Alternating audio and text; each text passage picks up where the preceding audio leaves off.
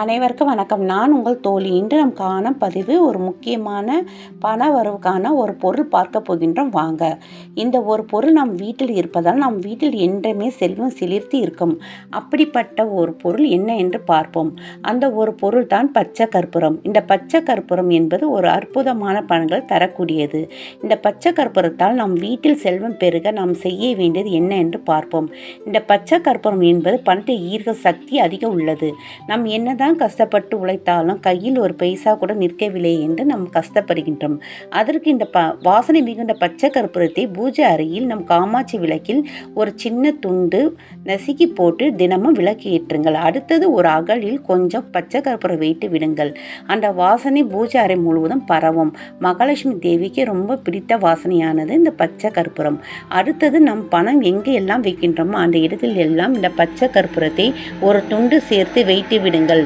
பீரோவில், பர்ஸில், ஹேண்ட்பேக்கில், தொழில் செய்யும் இடத்தில், கேஷ் பாக்ஸ் போட்டு வையுங்கள். அடுத்தது நாம் குளிக்கும் தண்ணீரில் ஒரு துண்டு நசுக்கி போட்டு குளியுங்கள். நம்மிடம் இருக்கும் நெகட்டிவ் எல்லாம் போய் எப்பொழுதும் நம்மிடம் பாசிட்டிவ் மட்டும் இருக்கும். ஒரு கண்ணாடி பவுலில் 1/2 டம்ளர் பன்னீர் விட்டு ஒரு பச்சை கற்பூரம் துண்டு சேர்த்து மஞ்சத்தூள் 1/2 டீஸ்பூன் கலந்து ஹாலில் குழந்தைகளுக்கு எட்டாத இடத்தில் ஒரு கபோர்டில் வைத்து விடுங்கள். அந்த பன்னீர் எல்லாம் வற்றும் பொழுது மறுபடியும் அதே போல் செய்யுங்கள்.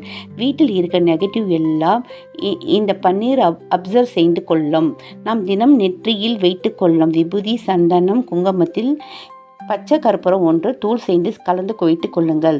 தினமும் நெற்றில் வைத்துக் கொள்வதால் நம் மேல் யாராவது கண் வைத்திருந்தால் அந்த கண் திஷ்டி எல்லாம் சுக்கு நூறாக உடைந்து எரிந்துவிடும்.